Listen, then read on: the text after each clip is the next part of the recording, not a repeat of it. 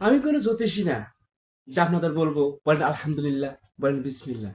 আমি নিজেই নিজের হাত ধরে বলতে পারি ভবিষ্যতে কতদূর কি করবো। আমি ভেবেছি যাবো বিদেশ, করেছি পাসপোর্ট, ধরেছি দালাল, লাগিয়েছি ভিসা, 10টা বছর বিদেশ করবো, 10টা বছর বিদেশ করে বাংলাদেশে আসবো।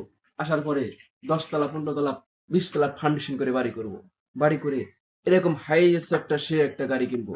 গাড়ি কিনে নিয়ে অল বাংলাদেশ, অল বাংলাদেশ ঘুরে ঘুরে আমার ফ্রেন্ড ফলোয়ার যারা আছে তাদের বাড়ি দাওয়াত খাবো।